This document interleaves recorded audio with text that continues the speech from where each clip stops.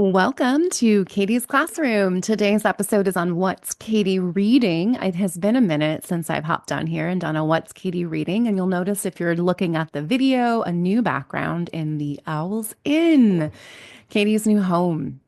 To learn more about that, go to owlprofessionalcoaching.com, check out Owl Professional Coaching on Instagram. All of the things are available to you. But enough about me. Today's book that I am reading is called Ecstatic Playground: Creating as Gods and Masters on the Playground of Life by Allison Holley. And I've gotten to interview her on the Outstanding Women Leaders podcast. So if you'd like to head over and listen to that episode, we also have a bonus episode. Turns out Allison's human design is a 5-1 profile like me. She is a projector, 20% of the population. Advisor is what we call you in corporate, guiding the other energies. And as I was reading this, I got to page 45. If you know, Michael Jordan's comeback number, kind of a thing for me. And just realized right now it was page 45. And as I was reading this section, I was like, right, I need to go play in Katie's classroom. Katie's classroom is going to launch officially the private classroom this summer, because who doesn't love summer school with Katie? Actually, my students hated summer school with Katie. Summer school this time will be about play. I know that most of us play in the summer. We drink in the summer. We vacation in the summer. And if we were connected to the cycles of nature, notice that nature is blooming in the summer. It is really taking off in the summer, not in the sense of taking off work and going on vacation, meaning taking off in growth. Summer is a time of growth and abundance. It's interesting how we have used that time today in society to check out. So as I start to realign and play the way that we were intended, still playing in the summer, still playing in the winter, I'm going to play all 4 seasons, but wanting to align with the seasons and to bring more of that summer intention that we would have had, our ancestors would have had going way back before this idea of, colonizing people, etc. Back to the book. So what I wanted to share with you and what made me decide to purchase this book was this idea that we need to have more fun. We need to play. It truly is my stability in the gene key system. The 28 is called the gate of the game player in human design, and understanding how to embrace life at its fullest. It's the gift of totality, recognizing that there is only here and now. And something that she said in this book that really struck a chord with how I personally feel is what I wanted to share. And it's on page 45. If you're purchasing her book, want to check it out for yourself. Once we've done deep shadow work, we reach a 0 point of clarity and equilibrium. If we don't then allow ourselves to elevate into play, we will continue to swing back and forth in duality and play the same game, getting stuck in the miserable limbo of continuous dramatic creation within lower frequency realms. This is why shadow work needs to end, and why we must elevate to play once we reach neutrality. Dancing with the pain is at the level of play. When we dance with the pain, we recognize that all occurrences are neutral, and that as creators, we can choose to play consciously in new ways. In this dance, we find deep joy, and ultimately we transmute the previous paradigm of pain into love. She talks about feeling gratitude for the pain, and although it may seem the opposite of what we want to do, in appreciating anything, our perception of the finite falls away, and the infinite rushes in. Beyond our mental perceptions, the infinite is always felt as joy to the system.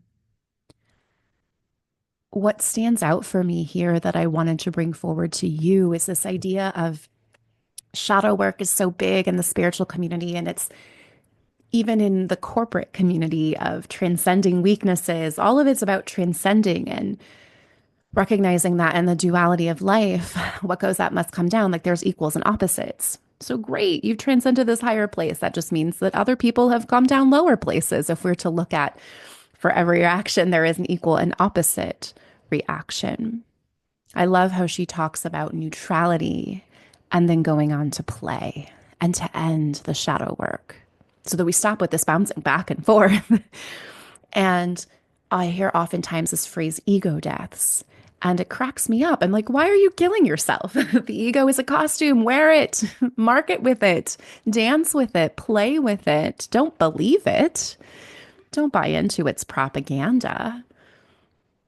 But the ego is not something to transcend or to die. It's your costume to wear here on earth. She goes on to say our full acceptance of all our experiences is what unlocks the relooping pattern and sets us free.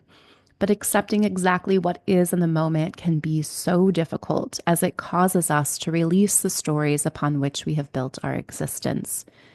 Accepting everything can feel like losing our mind or losing our entire sense of self or core beliefs. It can even feel like a death as the mind can't comprehend our existence without those beliefs. But if we allow it to, the discomfort we feel in these moments can push us through a portal into expansion. My theme song for 2025 that I embraced around January 6th or 7th when I was hoping to purchase the home I'm currently sitting in. Que sera, sera was the theme song I chose to represent 2025. Whatever will be, will be. The future is not ours to see. My mom used to sing that when I was in the pain of whatever was happening and felt very trite at the time. I imagine if you're going through something incredibly difficult right now, it also still feels very trite. And yet, it is also very accurate. There is nothing but this moment right now. And the future is not ours to see, despite all of the money we invest in strategic planning and projections and trying to build our own crystal balls in the corporate world. That is not life. I did not see this home on my radar. And this life, none of it. I love the trend that is happening on the gram, well, probably the TikTok and then the gram. I'm not on the TokTik, where it is a picture of you in the past and it says, she doesn't know it right now. And usually there are these really terrible things, or you're really funny, thanks. And then it's these really terrible things. These are all stories. That's why my tagline is rewrite your story. And what I think is missing from that trend that I'm going to share on LinkedIn today is recognizing like you don't know it now, but your life's about to catapult into something amazing. And no, I didn't always know that when I was in my pain body. She goes on to say on page 46, it is a fallacy that the old part of us must die in order to birth something new.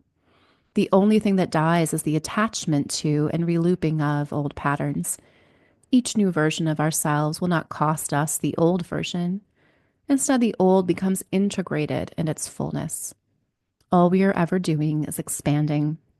And in expansion, we contain all we have ever been and more. Nature shows us that. Flowers bloom, flowers die, the annuals come back. It has integrated the death into its new fullness. What I enjoy about shadows is, well, hello, darkness, my old friend. I'm here to dig for gold again. There is so much gold in shadows. How do you think you're going to get anything without going to dig for the richness that is? Getting to discover yourself over a lifetime is exciting. And it's also why in Gene Keys, only 10% of the work is shadow work. We want to focus on your gifts. What you focus on grows. And so often we come to psychologists, guides, whatever the thing is that you're looking for, the church, to find something that is really within and to get rid of this part that we think is sin or that we don't want, the shadow, which is why we're working on the shadow. Poor Peter Pan lost his shadow. But the shadows are just here for you to work with and to create from. Anxiety is another experience, she goes on to say, which we often misinterpret to be negative, but which we can learn to see in a new way.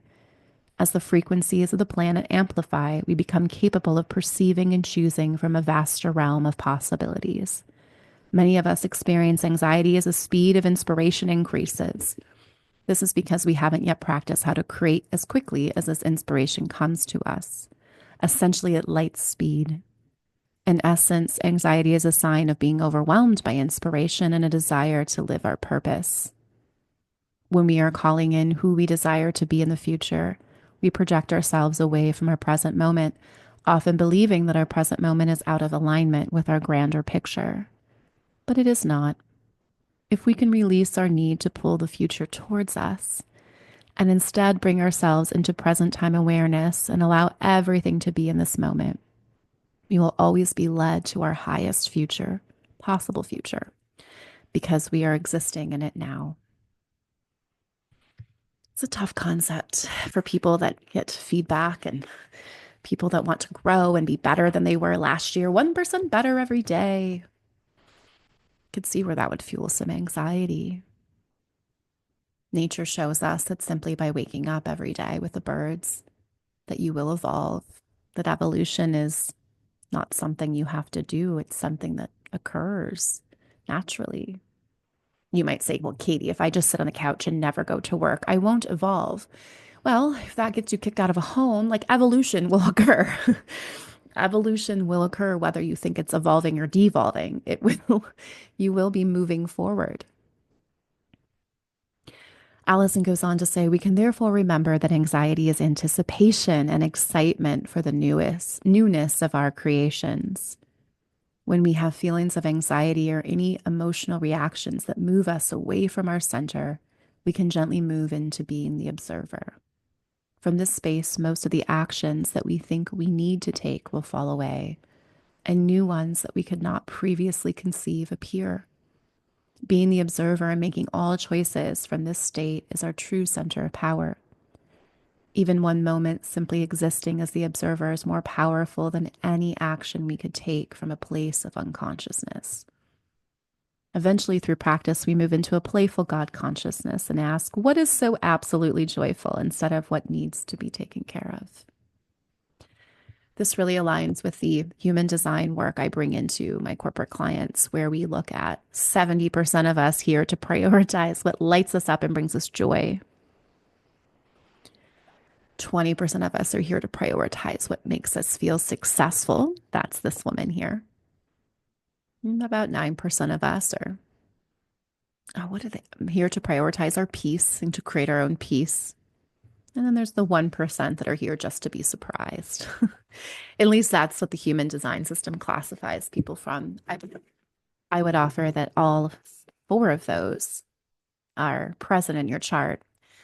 Every different type of energy, if you're familiar with the system, is going to fall into one of those categories. My personality is actually a projector energy. So I do feel success when I'm invited to share a carefully curated opinion and it lands well. And I can feel bitter when it doesn't.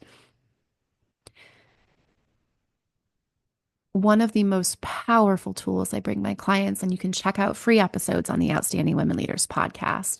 One specifically on executive presence and presentation is, how do you get present? We think we're conscious, but we also know that 95% of our decisions are being made by the unconscious. We know that we have neurons in our heart, which is just like our brain. She talks in the chat in this chapter earlier. I didn't mention it, about the heart. And I think that's actually the chapter before. Our heart is designed to lead. Anytime you give yourself 5 minutes, 2 minutes, 60 seconds to get centered, to put your hand on your heart, to take a few deep breaths in,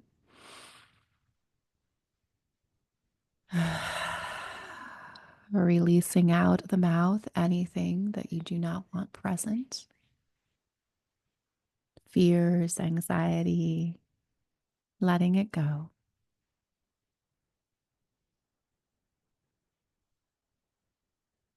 Scanning the body to see what is here.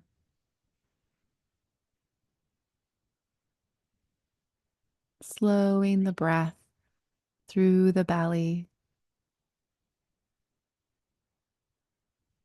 Belly breaths activate our serotonin. They activate our vagus nerve. Belly breaths allow us to center as we imagine each breath coming in through the heart. Remember what we focus on and our mind grows. And then you would ask yourself, what would bring me the most joy to focus on right now?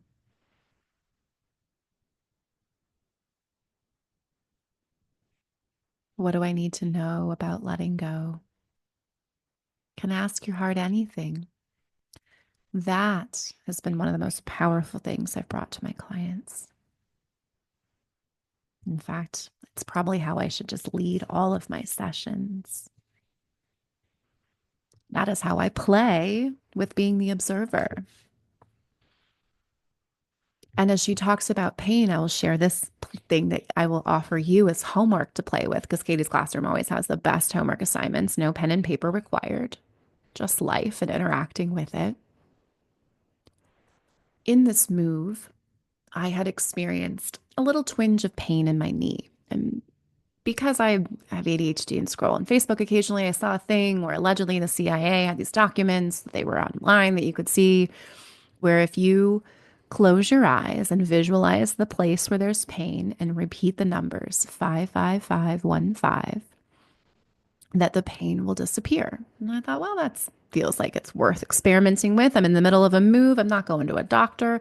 It's just a little twinge in the knee, probably because we have a 4,000 square foot home now and stairs and 5 acres. And so I did that. And the pain did go away. And then I had my left knuckle and my pointer finger was starting to hurt. And I thought, oh God, I turned 42. Is this what happens? Every time I celebrate a birthday, my body reminds me that it's excited to celebrate with me. And so I did the same thing. And that one didn't go away that day. But I also woke up and don't remember it being here, and it's not here now. So that one was interesting. There was a third one I did. I'm trying to remember what the other place was that I hurt. It was something. I don't even remember, but I did that and it went away just like my knee. So something worth experimenting with. I looked at pain as an opportunity to try something new. And well, anytime we have new experiences, we often can feel uncomfortable because we don't know how to do them or we don't want to experience that. Fear.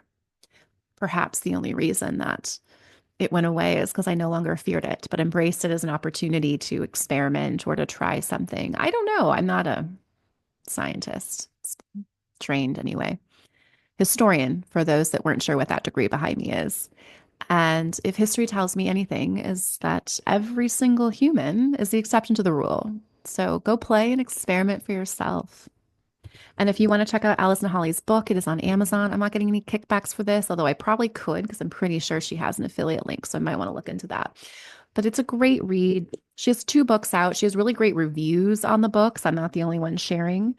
And it just, you can tell, I'm not super far into the book, but it just stood out as an opportunity for me to come play in Katie's classroom as I read something that feels not just true to me, but also something that I've done working on integrating shadows. And part of what I enjoy about Gene Keys is it is a key to unlock and higher expression.